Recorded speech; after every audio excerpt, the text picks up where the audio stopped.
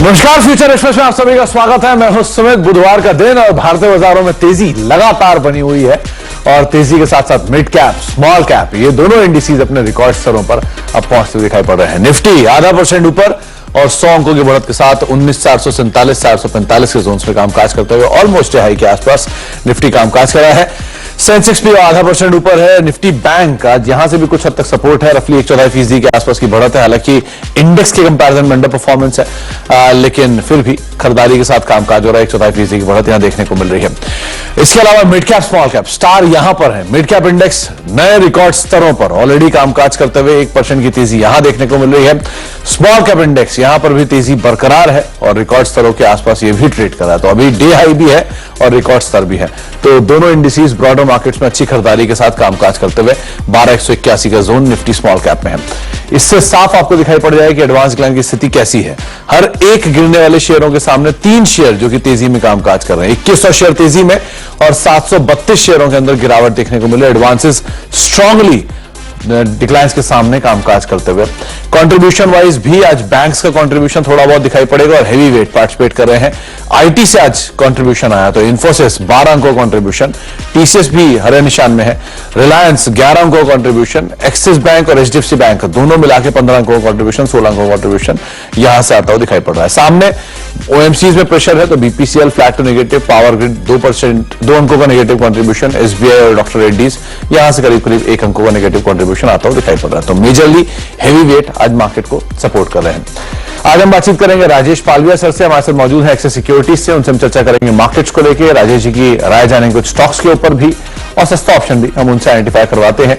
लेकिन राजेश जी से बातचीत करने से पहले कुछ ऑप्शंस के नंबर आपकी स्क्रीन पर हैं, जिसमें सबसे पहले 19,300 की कॉल जहां पर मेजरली अनवाइंड हुआ, वो गैप अप का एक इंपैक्ट आप देखेंगे 19,300 में, 19,400 में जहां पर कॉल राइटर्स होते हैं अपनी पोजीशंस को अनवाइंड कर रहे हैं। अब 19,500 पे कॉल राइटिंग है, 19,400 पे पुट राइटर्स थोड़ा बड़े हैं और सबसे अच्छी एग्रेसिव पुट राइटिंग भी आपको 19,400 पे दिखाई पड़ेगी। 19,300 और 19,200 के जोन्स में भी आपको पुट राइटर्स एक्टिव दिखाई पड़ेंगे। सेम निफ्टी बैंक के केस में भी हुआ है, क्योंकि गैप अप शुरुआत थी तो 44,500 के आसपास के जो कॉल राइटर्स थे वहां पर पोजीशन अनवाइंड करके गए हैं। 44,600, 44,700 पे कॉल राइटिंग होते हुए आपको दिखाई पड़ेगी। 44,600, 500 और 400 के जोन्स में सो फार पुट राइटर सबसे ज्यादा एक्टिव आपको दिखाई पड़ेंगे। इन नंबर्स के बीच में बातचीत करते हैं राजेश सर से। राजेश सर नमस्कार। पहले तो आपकी जो 2 एक्सीलेंट कॉल थी उसके लिए आपको बहुत बहुत शुभकामनाएं। एक जीएनएफसी की कॉल और दूसरा एसआरएफ की कॉल। दोनों कल की केमिकल की तेजी को आपने इनकैश किया और बढ़िया उसका एक इंपैक्ट भी आता हुआ दिखाई पड़ा। तो जीएनएफसी में भी आपके टारगेट्स अचीव हुए। 610, 615 के टारगेट थे वो आप स्क्रीन पे देख भी रहे हैं जो अचीव हुए हैं। और दूसरी तरफ एसआरएफ की कॉल थी, ये भी केमिकल स्पेस से ही राजेश जी ढूंढ के लाए थे और यहां पर भी 2370, 2380 के टारगेट थे जो कि अचीव होते हुए दिखाई पड़ा। दोनों ही शानदार कॉल जिनके टारगेट अचीव हुए हैं। तो राजेश सर पहले आपसे मैं एक चर्चा करता हूं, लेकिन इस बीच एक इंपॉर्टेंट अपडेट आ रहा है जी एंटरटेनमेंट के संदर्भ में, जहां पे सैट का गोयनका को अंतरिम राहत देने से इनकार होता हुआ दिखाई पड़ा है। ये एक और अपडेट है। कौन सा केस है? मेरे ख्याल से ये जो बोर्ड में बने रहने वाला केस था उसको लेकर कुछ सुनवाई आ रही है, लेकिन सैट की तरफ से सेबी का जो फैसला था उसके अगेंस्ट में सैट गए थे और उसके बाद ये अब आउटकम आता हुआ दिखाई पड़ रहा है कि गोयनका जो जी एंटरटेनमेंट ने पुनीत गोयनका को अंतरिम राहत देने से इनकार जो है वो सैट की तरफ से आता हुआ दिखाई पड़ा है। हालांकि जी में रिएक्शन अभी कुछ खास नहीं है, 1.25% ऊपर कामकाज करता हुआ दिखाई पड़ा है। आगे इसके ऊपर हम बातचीत करेंगे। राजेश सर पहले आपको शुभकामनाएं दोनों कॉल्स को लेकर और फिर अब मार्केट्स को लेकर आपका व्यू, क्योंकि बाजार लोअर एंड पे 2 दिन पहले था, स्पाइक आया, वापस अपर एंड पर आ गए हम। अब बहुत दूर नहीं है 19,500 पे जहां यूजुअली अटकते हैं। क्या करना चाहिए इंडेक्स में? गुड आफ्टरनून सुमित जी और बहुत बहुत धन्यवाद अप्रिशिएट करने के लिए।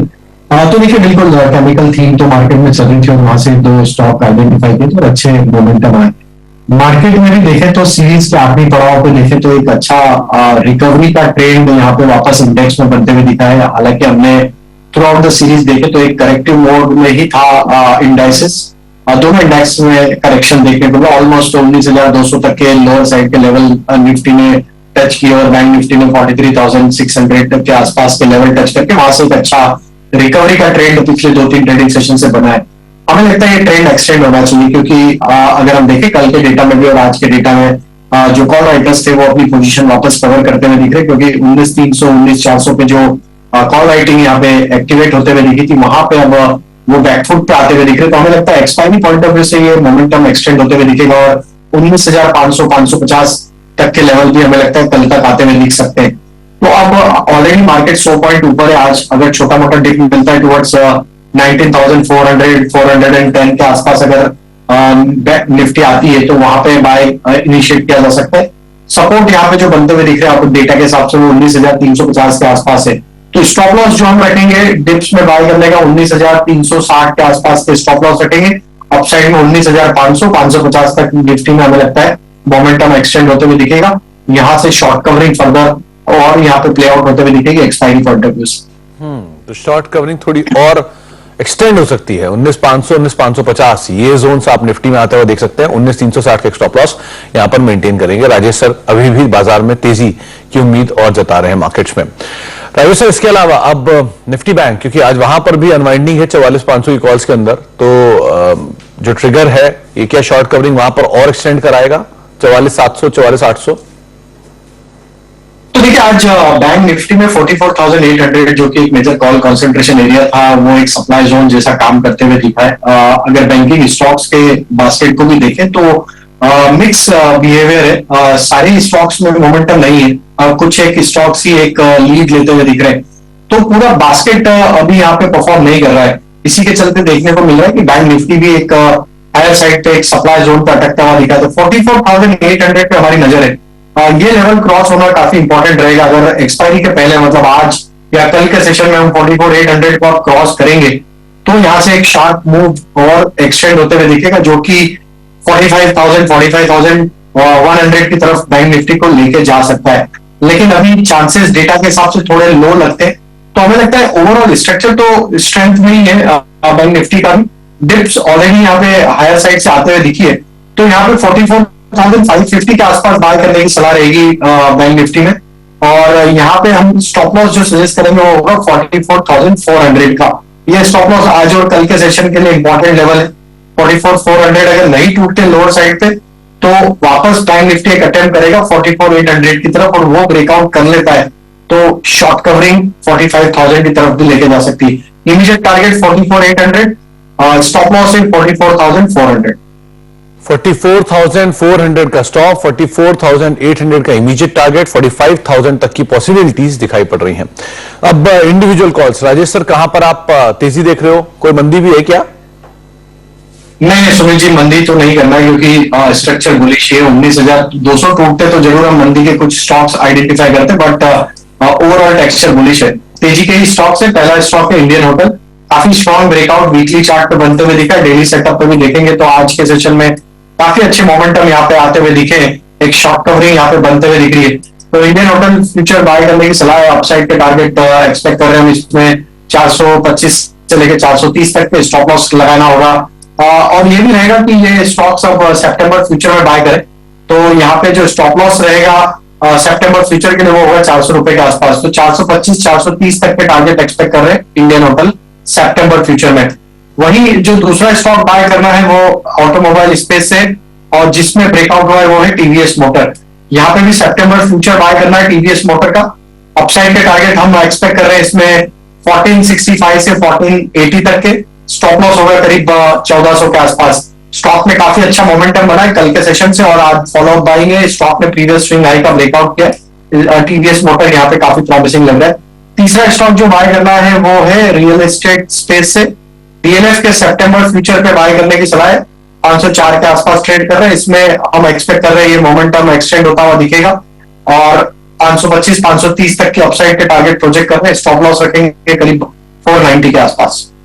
490 का एक स्टॉप लेके आप डीएलएफ में लॉन्ग जा सकते हैं। ये एक कॉल राजेश सर की तरफ से है। दूसरी इंडियन होटल और तीसरी टीवीएस मोटर, तीनों के तीनों डाइवर्सिफाइड स्पेस से, जहां पर राजेश सर लॉन्ग साइड पर जाने की राय दे रहे हैं। इंडियन होटल डे हाई पर 407 408 का मौजूदा स्तर है, और करीब 425 430 के टारगेट्स के लिए 400 एक स्टॉप लॉस मेंटेन करेंगे। इसके अलावा टीवीएस मोटर्स 1480 के आसपास के टारगेट्स यहां पर भी आप आते हुए देख सकते हैं। विद टाइम 1440 पहला टारगेट रहेगा, 1400 का एक स्टॉप लॉस यहां मेंटेन करेंगे। और डीएलएफ तीसरा नाम है जहां पर आप लॉन्ग साइड पर अपनी पोजीशंस को देख सकते हैं। टारगेट्स रहेंगे करीब 525 530 और 490 का एक स्टॉप लॉस यहां पर मेंटेन कर सकते हैं। राजेश सर, 2-3 स्टॉक जहां पर एक अच्छा अपमूव आया है, उसमें एक है यूनाइटेड स्पिरिट्स, डे हाई के आसपास ऑलरेडी कामकाज कर रहा है, यहां पर एक बार नजर डालिए। दूसरा हिंदुस्तान कॉपर, F&O का टॉप गेनर है, यहां पर क्या करना चाहिए? तो यूनाइटेड स्पीड में यस मोमेंटम है, स्टॉक एक अच्छे अपट्रेंड में बना हुआ है, लेकिन पिछले 3-4 सेशन से देखें तो एक साइडवेज कंसोलिडेशन है। आज मोमेंटम जरूर आया है स्टॉक में, हमें लगता है 1025 1030 इसके लिए काफी इंपॉर्टेंट लेवल है। ये लेवल अगर क्रॉस होते हैं आज तो ये मोमेंटम एक्सटेंड होते हुए दिखेगा 1050 1060 की तरफ। तो यूनाइटेड स्पीड में जिनका लॉन्ग साइड का ट्रेड है पोजीशन होल्ड रख सकते हैं। मोमेंटम यहाँ पे बाइंग साइड का ही बना हुआ, स्टॉप लॉस जो है वो करीब 1000 रुपए के आसपास आपको फॉलो करने होंगे। हिंद कॉपर में भी काफी बड़ा ब्रेकआउट देखने को मिला है आज के सेशन में। जिस तरीके का मोमेंटम है डेली सेटअप पे देखे तो ऑलमोस्ट वी शेप रिकवरी बनी और स्टॉक अपने प्रीवियस स्विंग हाई की तरफ अप्रोच करते हुए दिख रहा है। If I am not wrong, I think ये स्टॉक अभी भी F&O बैन में ही है। तो जो भी कैश सेगमेंट में बाय करना चाहते हैं वो अपनी पोजीशन बना सकते हैं स्टॉक में। हमें लगता है कि यहाँ पे जो प्रीवियस स्विंग आए 159 160 के वो ब्रेकआउट होते हुए दिखेंगे अगले 1 से 2 ट्रेडिंग सेशन में, और देन फिर इसका नेक्स्ट मोमेंटम 175 की तरफ भी आते हुए दिखेगा। जिनके पास ट्रेड है लॉन्ग साइड का होल्ड रखे, 154 के आसपास के स्टॉप लॉस सजेस्ट करेंगे। वन का स्टॉप और लॉन्ग साइड पे हिंदुस्तान कॉपर को आप देख सकते हैं, ये राय सर की तरफ से राय आई है। आगे हम बातचीत करेंगे राय सर से, लेकिन अब एक और अहम मामला जहां पर ONGC ने प्रोडक्शन बढ़ाने के लिए कमर कस ली है। कंपनी की डायरेक्टर सुषमा रावत ने CNBC आवाज एक्सक्लूसिव बातचीत में कहा कि ड्रिलिंग वेल्स की संख्या इस साल बढ़ाकर 212 तक की जा सकती है। प्रोडक्शन धीरे धीरे मतलब पिछले 5 साल में आप जैसे आप बोल रहे हैं कि कम हुआ है, उसके कई कारण हैं। एक तो कुछ फील्ड्स जो हैं वो उनका जो नेचुरल प्रेशर है वो जब कम होने लग जाता है तो उनकी प्रोड्यूस करने की क्षमता भी कम हो जाती है। तो उसके लिए हम लोगों को वाटर इंजेक्शन और या फिर मिसिबल गैस का या पॉलीमर फ्लडिंग करना पड़ता है। सो ये सब स्कीम्स थोड़ा सा स्लो रही हैं, प्रोजेक्ट थोड़ा से डिले हुए हैं, उस कारण प्रोडक्शन में आपको गिरावट दिखा है। लेकिन एक्सप्लोरेशन की तरफ से हम लोग चाह रहे हैं कि जो ये प्रोडक्शन में गिरावट है वो हम नया डिस्कवरी से इसको ऑफसेट करें। इनफैक्ट हम सस्टेन करते हैं, हम लोग डेटा हम लोगों ने देखा है। तो हर साल नया कोई एक हर फील्ड में जहाँ पे भी प्रोडक्शन बढ़ा है वहाँ पे हमने देखा है कि नया तेल या गैस हम लोगों ने डिस्कवर किया है। और कई बार ये क्या होता है कि जो नोन एरिया होते हैं ऑयल और गैस के, उसके आसपास के एरिया में होते तो इनका जल्दी से फास्टर मोनेटाइजेशन होता है क्योंकि फैसिलिटीज अवेलेबल होती है, पाइपलाइन जल्दी पड़ जाते हैं तो वो मोनेटाइजेशन और प्रोडक्शन में जल्दी आ जाता है। तो एक्सप्लोरेशन में एक एस्पेक्ट तो ये है कि सस्टेनेंस ऑफ प्रोडक्शन वो हम लोग कर रहे हैं, बहुत सारा नया तेल और गैस। दूसरा आता है कि नया डिस्कवरी करें, तो उसके लिए हम लोगों ने अभी जैसे आप सुन ही रहे हैं नया डेटा हमने एक्वायर किया है, साइस्मिक में किया है। नंबर ऑफ वेल्स जो हम ड्रिल करने वाले हैं अभी तक 80-85 ऐसे निकोबार वाला भी जो बेसिन है वहाँ पर क्या स्टेटस है? वहाँ पर हम लोगों ने 2D 3D साइस्मिक पूरा कर लिया है। एक्विजिशन प्रोसेसिंग चलता है क्योंकि उसमें 3-4 महीने या 6 महीने का टाइम लगता है। फोकस जो है न्यू एक्सप्लोरेशन पे ज्यादा है, लेकिन ओल्ड फील्ड को लेकर भी जो चुनौतियां हैं या जो फिर टेक्नोलॉजिकल सपोर्ट है उसको लेकर किस तरह से कंपनी की तरफ से स्ट्रेटेजी, क्या फॉरेन पार्टनर्स के साथ भी कोलैबोरेशन किया जा रहा है, क्या उसमें 2-3 स्ट्रैटेजी है। एक तो जैसे नॉन फील्ड है, नॉन फील्ड में जो ऊपर के लेयर होते हैं, ऊपर के जो जोन्स होते हैं उनको जल्दी प्रोड्यूस करते हैं क्योंकि वो कम कीमत पे आप जल्दी मोनेटाइज कर सकते हैं, कम ड्रिल करना पड़ता है। तो अब हम लोगों का ये स्ट्रैटेजी, हम लोगों ने पेट्रोलियम सिस्टम मॉडलिंग के बहुत मॉडल बनाए हैं। तो अब हम लोगों का ये कोशिश है कि थोड़ा हम डीपर वाले लेयर में जो 3 किलोमीटर के बियॉन्ड है, क्योंकि तेल और गैस अगर उस एरिया में है तो ज्यादा चांसेस है कि नीचे की लेयर में भी होगा। तो हम लोग इस तरह के वेल्स अभी रिलीज कर रहे हैं और ड्रिल करेंगे। फॉरेन पार्टनर्स के साथ में कोलैबोरेशन एक्सॉन मोबिल ने ऑलरेडी कावेरी KG कर लिया है, अभी महानदी देख रहा है।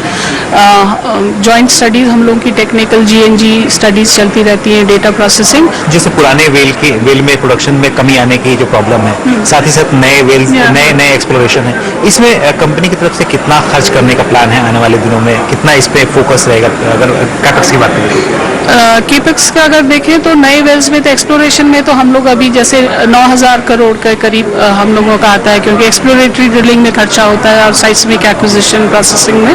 तो इसको मेरे ख्याल से, क्योंकि हमारे OLP के कमिटमेंट भी हैं, एकरेजेस हम लोगों ने ले रखे हैं, 43 के करीब एकरेजेस हैं, उसमें डेटा भी एक्वायर करना है, ड्रिल भी करना है। तो मेरे ख्याल से आप 12-13 हज़ार करोड़ तो देखेंगे कि अभी इमीडिएटली बढ़ जाएगा। तो बड़ा केपेक्स 12-13 हजार करोड़ रुपए के आसपास से केपेक्स की बातचीत यहां पर होते हुए दिखाई पड़ रही है। ONGC flat to positive side पे सोफार कामकाज करता हुआ दिखाई पड़ रहा है। 1.25% के आसपास की बढ़त है। एक ब्रेक का वक्त है, ब्रेक के बाद लौटते हैं। राजेश सर हमारे साथ बने हुए हैं, उनसे हम चर्चा करेंगे मार्केट्स को लेके, साथ ही साथ एक ऑप्शन उनसे आइडेंटिफाई करवाते हैं छोटे से ब्रेक के उस पार।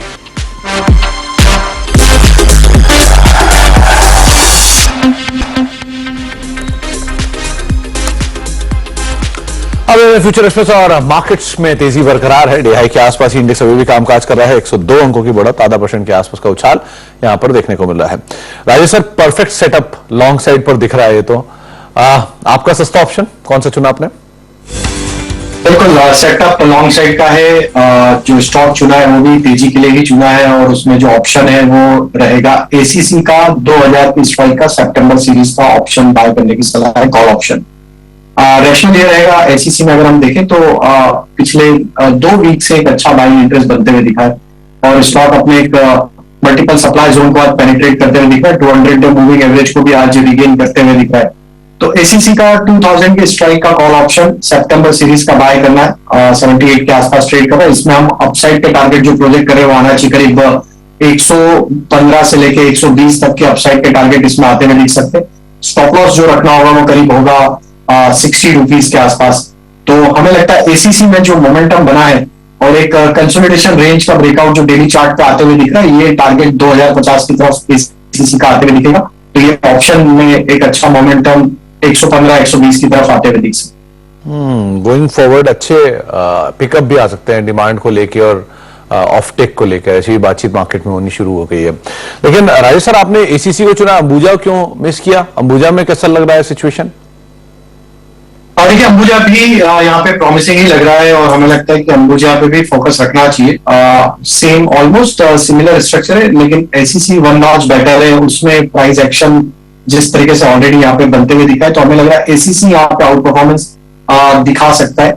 अंबुजा में भी फोकस है हमारा लॉन्ग साइड की तरफ, लेकिन थोड़ा वेट करेंगे हम। यहाँ पे 450 के लेवल क्रॉस होंगे तो वहां पे हम बाय करने की सलाह देंगे। अभी थोड़ा वेट करेंगे, 5-6 रुपए का मूव आएगा, उसके बाद वहां पे ब्रेकआउट ट्रेड प्ले होगा। ओके, तो अंबुजा के लिए वेट करें, लेकिन ACC 2000 की कॉल, इसको आप लॉन्ग साइड पर देख सकते हैं। राजेश सर ने कहा, जो रिकमेंडेशन दिया है 81 के आसपास है। आप 115-120 के टारगेट्स के लिए इसको लॉन्ग देखेंगे। 60 रुपए का एक स्टॉप लॉस मेंटेन कर सकते हैं। बहुत बहुत शुक्रिया राजेश सर हमारे साथ मौजूद रहने के लिए, बाजार पर बातचीत करने के लिए, सभी शेयरों पर अपनी राय रखने के लिए। तो आप लॉन्ग जा सकते हैं इंडियन होटल पे, आप लॉन्ग जाएंगे TVS मोटर्स पे, आप लॉन्ग जाएंगे DLF पे, और अगर आप सीमेंट से कुछ पिक करना चाह रहे हैं तो ACC 2000 की कॉल, जिसको आप लॉन्ग साइड पे देख सकते हैं 110 रुपए के टारगेट्स के लिए।